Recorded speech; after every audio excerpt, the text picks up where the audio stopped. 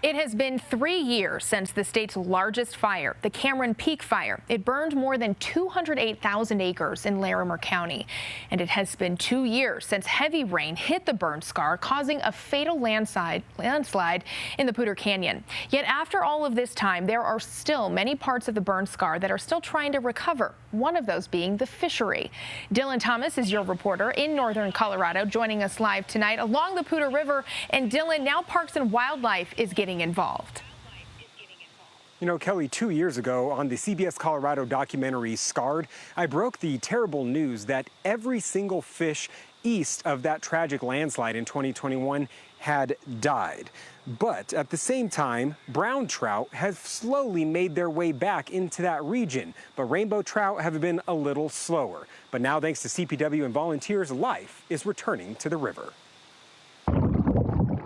Shocking was the only way Kyle Batigi could describe the fish count, or lack thereof, in the Poudre River in 2021.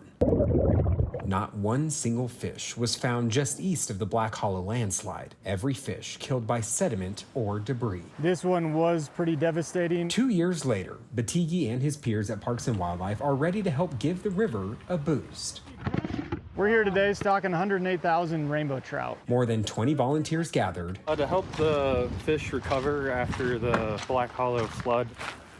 Carrying buckets of baby trout, properly called fry, to their new home. Mother Nature just keeps us busy. Each scoop has about 600 fish in it. If we don't take care of nature, nature's gonna outrun us, unfortunately. Meaning volunteers were pouring about 180 buckets of fish along several miles of the Poudre that were badly impacted. That makes you feel good. The fishing's gonna be better in about 3 years. Because they are small, we can distribute them throughout the reach pretty easily, and they're gonna grow up in the system. So if they survive moving forward, they're gonna be about as wild of a product as we can get by stocking them as early as we can in life. And for some, this was therapeutic for more than just the ecosystem. My daughter-in-law lost family in the flood, and so I'm here to put life back in this river. Todd Peterson said he volunteered in honor of those who lost their lives. There was a lot of tragedy here in 2021. My daughter-in-law lost 2 uncles, a cousin, and an aunt, and so it's a lot of tragedy here. The least I can do is come try to put some life back. So if I can help make it a better fishery, that's what I want to do. Now, full transparency, the rainbow trout were already having a difficult time in that river starting in the 90s due to whirling disease. These trout that they put in the past few days are from the Gunnison River species. That species has proven their ability to evolve over that whirling disease and able to overcome it. So they're hoping this means rainbow trout will be really strong for many years ahead.